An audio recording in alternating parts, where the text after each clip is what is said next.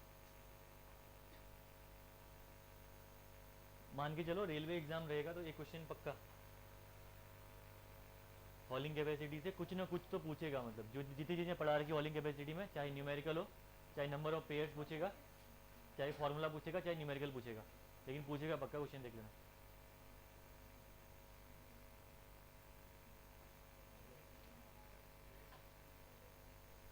हॉलिंग capacity unitless तो नहीं होगी, म्यू म्यू यूनिटलेस है ना, एन भी यूनिटलेस है, डब्ल्यू जिसमें होगा उसी में आपकी, हाँ उसमें आ जाएगी, टन में है, टन में दिया ना तो टन में आ जाएगी। निकल गया। तो यहाँ पे आपको निकालनी है हॉलिंग कैपेसिटी, निकालनी है आपको हॉलिंग कैपेसिटी। तो हॉलिंग कैपेसिटी आपकी निकलती है म्यू डब्ल्यू एन से ना। तो इस केस में म्यू आपको गिवन है 1/6। डब्ल्यू यहाँ पे अच्छे से पढ़ लेना, डब्ल्यू पहले लिखा क्या था मैंने, डब्ल्यू लिखा था मैंने पहले,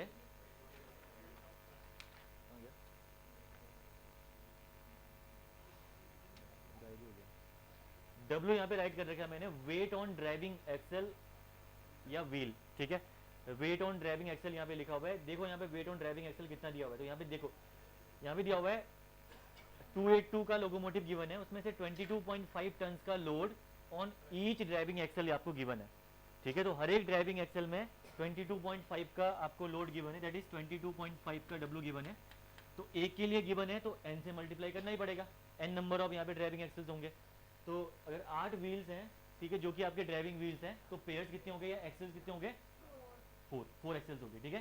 तो एक एक्सेल आपका 2 व्हील को कवर करता है, या 2 व्हील एक एक्सेल में लगे रहता है, ये बोल सकते हो, ठीक है। तो ये हो गया आपका 8/2। देखो आंसर कितना आया, कितना आया, 15 टन इसका आंसर आ गया। ये सिंपल सा न्यूमेरिकल बनता है, देखिए इसमें मैंने तो थोड़ा सा यहाँ पे वेट दे दिया, एग्जाम में ना वेट भी ऊपर नीचे नहीं करता है, सिंपल एक लाइन का क्वेश्चन पूछेगा, वेट ऑन ड्राइविंग एक्सेल आपको गिवन होगा, म्यू की वैल्यू में भी दे रखी होगी, वैसे नहीं दे रखी होगी 1/6 ले लेना, और एन आपको गिवन होगा, ठीक है। सीधे आपको बस कुछ फॉर्मूले में रखना है, आंसर निकालना है, तो बहुत ईजी क्वेश्चन बनते हैं इससे।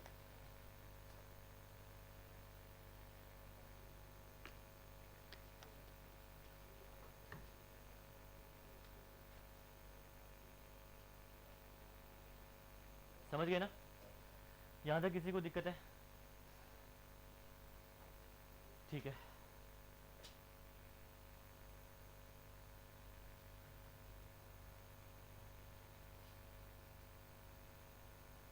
हेडिंग डालना आगे,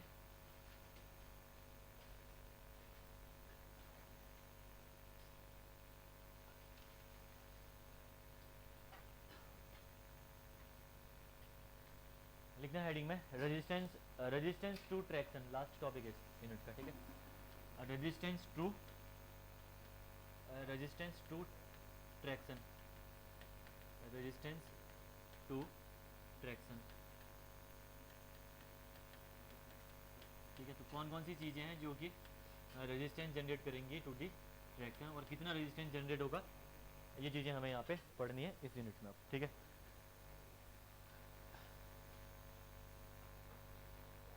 इसमें राइट डाउन करिए, रेजिस्टेंस टू ट्रैक्शन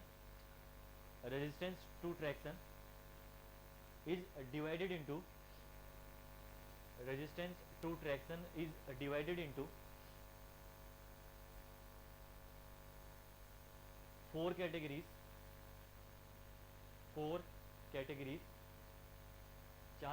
में डिवाइडेड है। नंबर 1 पहला है इसमें आपका resistance due to rolling stock, resistance due to rolling stock, resistance due to rolling stock, STOCK, ठीक है, स्टॉक, रोलिंग स्टॉक, ब्रैकेट में लिखना। Also termed as train resistance, also termed as train resistance, close the bracket, ठीक है। Also termed as train resistance, अब एक एक करके बाद में डिस्कस करेंगे, लेकिन पहला जो रेजिस्टेंस जनरेट होता है आपका वो होता है resistance due to rolling stock. अब देखिए resistance due to rolling stock 2 वजह से जनरेट होता है, पहला ड्यू टू दी फ्रिक्शन, ठीक है, जो रेल सरफेस और व्हील है उसके बीच में जो फ्रिक्शन जनरेट होगा उसकी वजह से जनरेट होता है। और दूसरा होता है ऑसिलेटिंग या स्वे, ट्रेन मूव करती है तो ऑसिलेशन होता है उसमें, स्वे भी होता है, ठीक है, लेटरली मूव करने की कोशिश करती है ना, उसी को स्वे बोलते हैं। तो जब भी ट्रेन मूव करेगी तो ट्रेन में आपको स्वे भी देखने को मिलेगा, ट्रेन में आपको ऑसिलेशन भी देखने को मिलेगा। तो ये ऑसिलेशन और स्वे भी एक रेजिस्टेंस जनरेट करते हैं, ठीक है, वो भी इसी के अंदर आते हैं, ठीक है।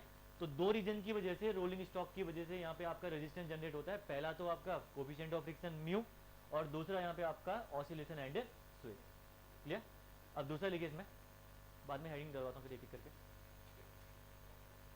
Resistance due to track profile. Second लिखिए, resistance due to track profile. Resistance due to track profile.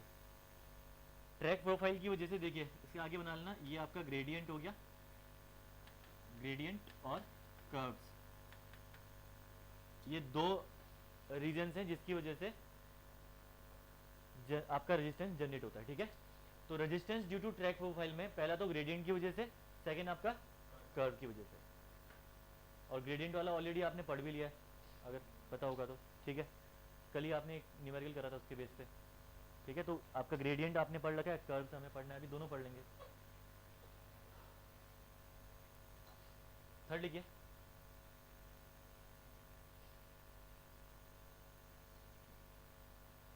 Resistance due to track, resistance due to tractive effort, resistance due to tractive effort, tractive effort की वजह से।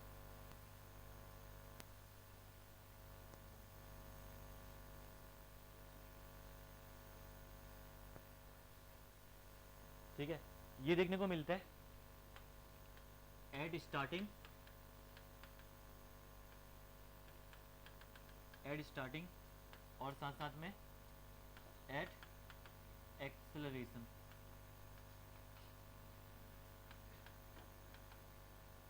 Eight acceleration, at starting and at acceleration.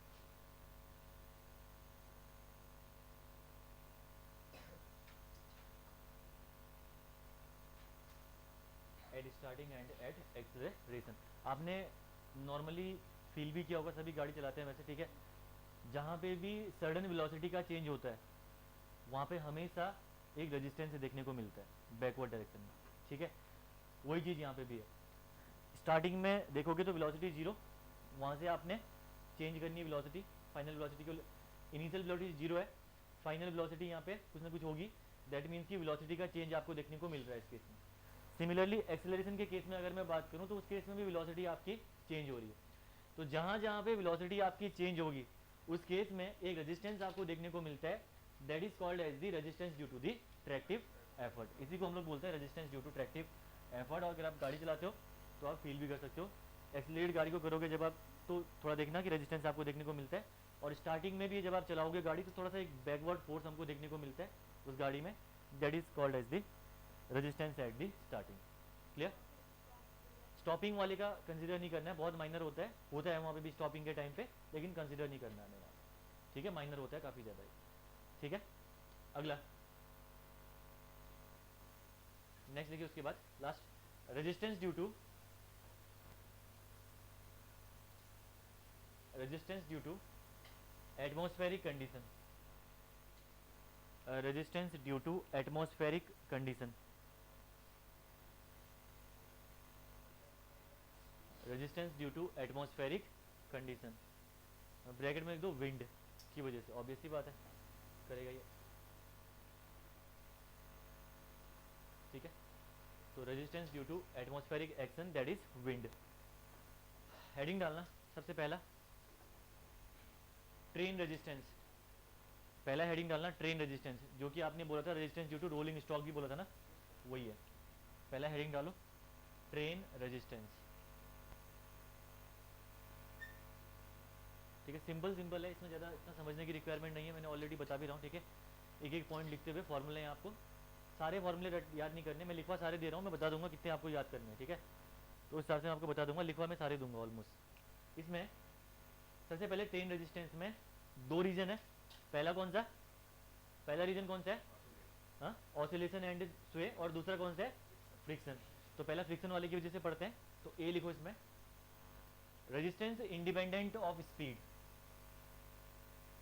ए लिखना, resistance independent of speed, resistance independent of speed, ठीक है, ये लिखना, RT1 से इसको हम लोग शो करेंगे।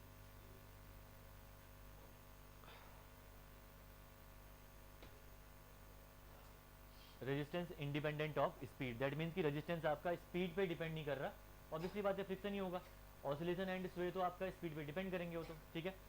तो इसके बारे में लिखिए, it is also known as, या इट इज, देखो it is also known as rolling resistance,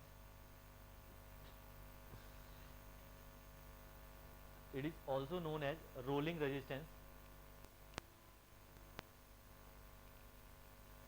rolling resistance, आगे लिखिए इसमें दूसरे पॉइंट से, it is mainly due to, it is also known as, हाँ second point, it is mainly due to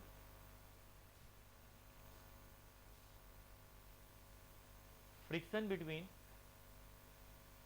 it is mainly due to friction between rail surface and wheels, it is mainly due to friction between rail surface and wheels, and this friction is known as, and this friction is known as, this friction is known as, देखिए सामने लिख रहा हूँ, journal friction, दैनिक भी बोलते हो आप लोग ना, जर्नल फ्रिक्शन इसको हम लोग बोलते हैं, सामने लिखा हुआ है,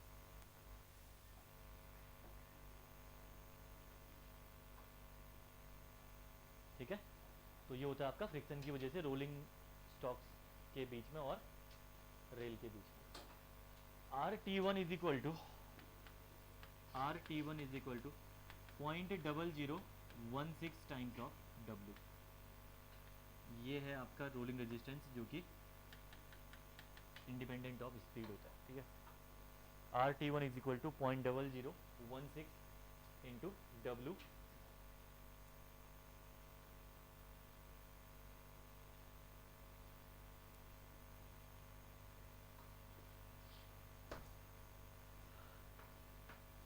where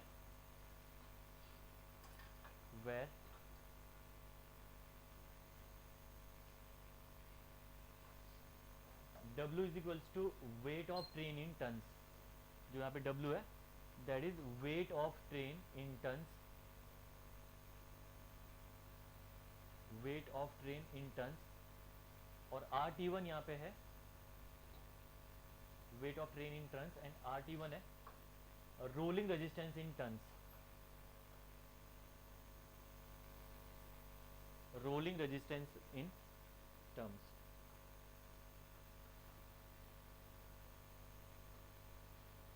बी लिखिए इसके बाद, सेकेंड उसके बाद बी, अब जो डिपेंड करेगा स्पीड पे, देखिए इसमें resistance dependent of speed, B इसमें इसका ही दूसरा टाइप है, पहले वाले का ही ट्रेन रेजिस्टेंस का, ठीक है। Resistance dependent on speed, resistance dependent on speed या डिपेंडेंट ऑफ स्पीड, RT2 से हम इसको रिप्रेजेंट करेंगे,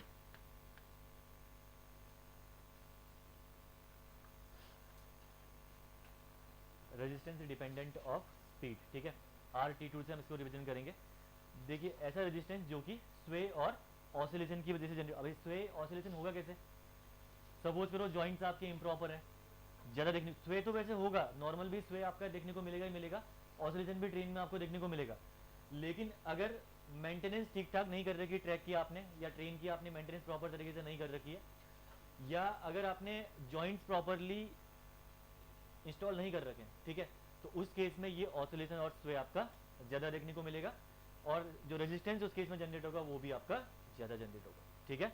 तो सेकेंड आपका है, ये आपका रेजिस्टेंस है, it is dependent on the speed, यहाँ पे स्पीड पे डिपेंड करेगा, पहले वाले फॉर्मूले में देख लो स्पीड आपका नहीं आ रखा है, ओनली वेट पे डिपेंड कर रहा है, तो पहला इंडिपेंडेंट ऑफ द स्पीड है। अब सेकंड वाले में फॉर्मूले में आपको स्पीड भी देखने को मिल जाएगा कुछ ना कुछ, ठीक है ना। तो जितना ज़्यादा स्पीड होगी उतना ही ज़्यादा आपको वहाँ पे रेजिस्टेंस देखने को मिलेगा। ये तो आप समझ ही रहे होंगे, फॉर्मूले में भी मैं अभी लिखवा दूंगा। करिए इसमें राइट डाउन एक बार point. This resistance is due to, this resistance is due to, this resistance is due to irregularities, this resistance is due to irregularities of track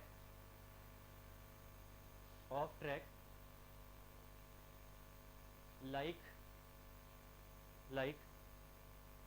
improper joints and maintenance, like improper joints and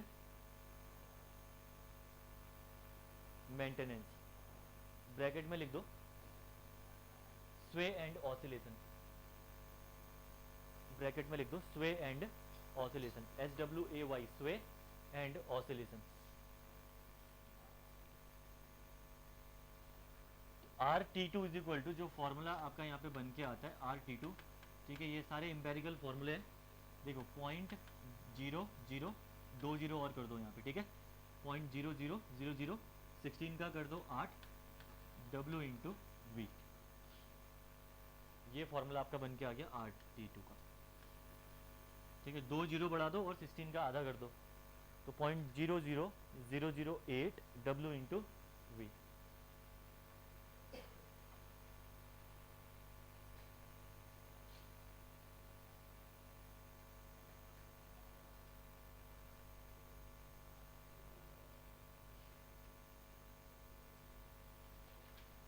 लिखना where v is speed of train in kilometer per hour, where v is speed of train in kilometer per hour, और w आपका वही है weight of train in tons है, ठीक है ना, लिखा ही हुआ है पीछे, ये लिख दो w is equals to weight of train in tons, ठीक है। RT2 भी आपका टन्स में ही निकल के आएगा, ध्यान रखना, क्लियर। ये सेकंड रेजिस्टेंस है।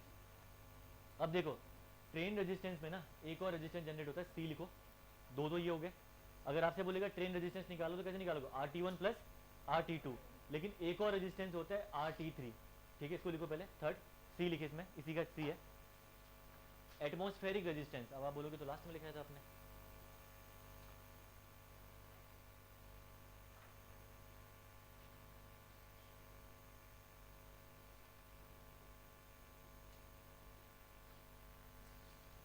थर्ड है आपका एटमॉस्फेरिक रेजिस्टेंस, ब्रैकेट में लिख देना RT3, ये आपका तीसरा है एटमॉस्फेरिक रेजिस्टेंस, ठीक है।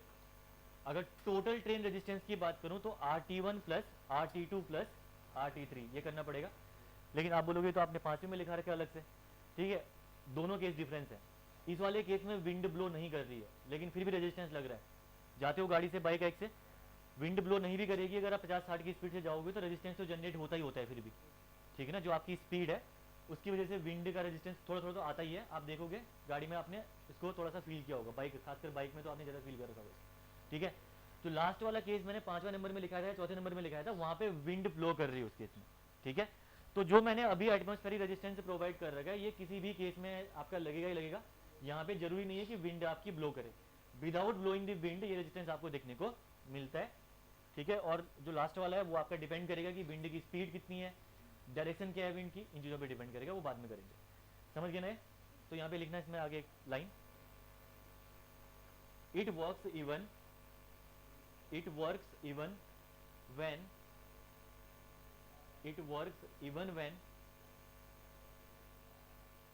wind speed is zero, it works even when wind speed is zero, ठीक है। जब विंड स्पीड जीरो होगी तब भी आपको ये काउंट करना है, और ये किसके अंदर आता है, ट्रेन रेजिस्टेंस के अंदर, ठीक है। अगर इसकी वैल्यू की मैं बात करूं तो इसकी वैल्यू होती है RT3 इज इक्वल टू, अब देखो 0.0000, 4 जीरो पहले से थे, 2 जीरो और लगा दो, 8 का 6 कर दो WV², याद करने के तरीके हैं, ठीक है, बाकी तो वही इतने बड़े बन रहे हैं तो याद तो होंगे नहीं है। 0.00, 6 बार 0 है, 4 थे ना इससे पहले, अब 6 जीरो है। 0.000006, 8 का 6, WV²। बाकी वही चीज़ है, W weight of train in ton, और आपका V यहाँ पे स्पीड इन kmph, ठीक है, जो सेव पर लिखी थी।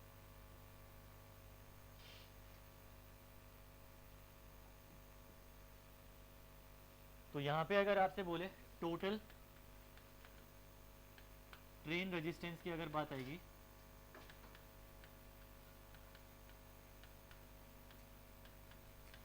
तो total train resistance is equals to हो जाएगा आपका यहाँ पे RT is equal to RT1 plus RT2 plus RT3। अब देखो न्यूमेरिकली अगर मैं बात करूँ अगर जेई के पर्सपेक्टिव से, तो इन फॉर्मूले से कैलकुलेट करवा के फिर प्लस करवाएगा, ये तो नहीं हो पाएगा, ठीक है, इतना तो टफ नहीं आएगा क्वेश्चन। क्वेश्चन कैसे आ सकता है, RT1 RT2 RT3 दे देगा, उसके साथ साथ कोई और RT की वैल्यू भी दे देगा, कर्व की वजह से, ग्रेड की वजह से, और आपसे बोलेगा टोटल ट्रेन रेजिस्टेंस निकालो, तो 5-6 वैल्यू दे देगा, बोलेगा टोटल ट्रेन रेजिस्टेंस निकालो। तो उस केस में सिर्फ 3 को ही आपको प्लस करना है, RT1 RT2 और RT3। तो पहचानना है, पहला फ्रिक्शन की वजह से रोलिंग स्टॉक, दूसरा स्वे एंड ऑसिलेशन की वजह से, और तीसरा आपका विंड की, ठीक है, तीसरा आपका एटमॉस्फेरिक है। तो RT3 आ गया। तो ये हो गया आपका टोटल ट्रेन रेजिस्टेंस। तो ट्रेन में टोटल रेजिस्टेंस जो आपका लगेगा that is RT1 plus RT2 plus RT3।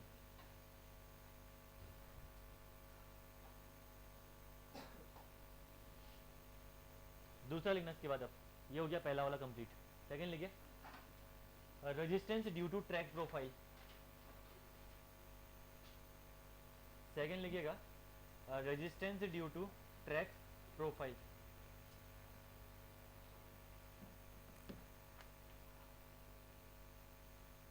Resistance due to track profile.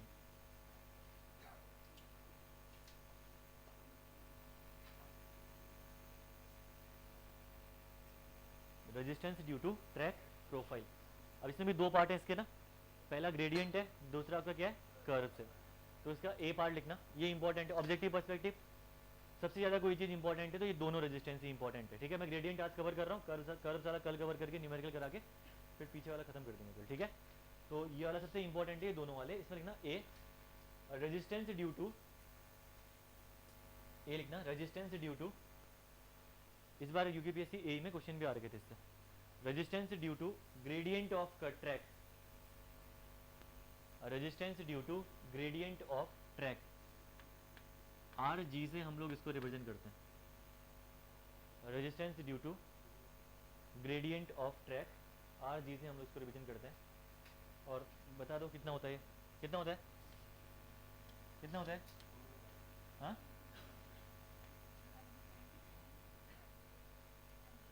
mg sin theta, बस कल करा था इसको हमने, ठीक है। सपोज करो ये ट्रेन है,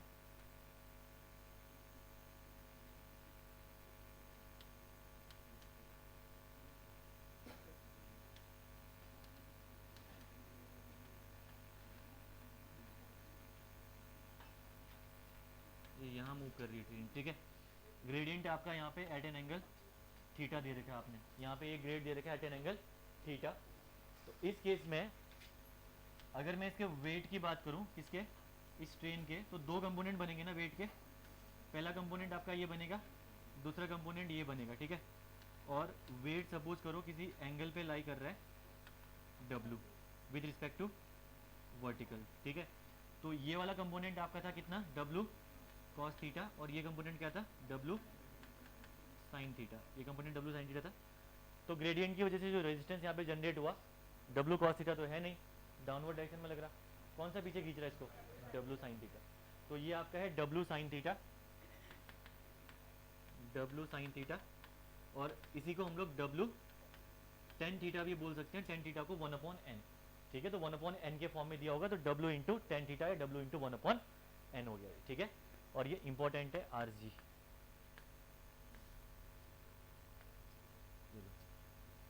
बना लो इसको, सिंपल सिंपल चल रहा, कोई दिक्कत तो किसी को नहीं होगी होपफुली, ठीक है ना, काफ़ी इजी है।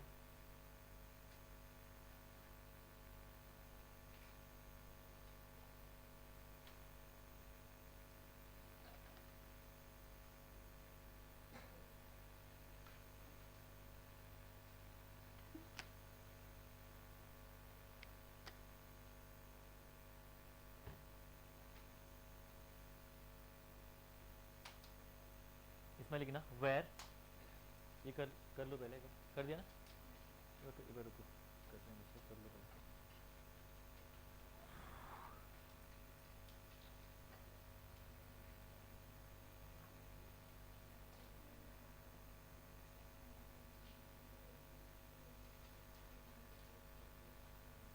यहाँ पे W क्या है, where W is the weight of train in turns है और थीटा एंगल ऑफ इंक्लिनेशन है।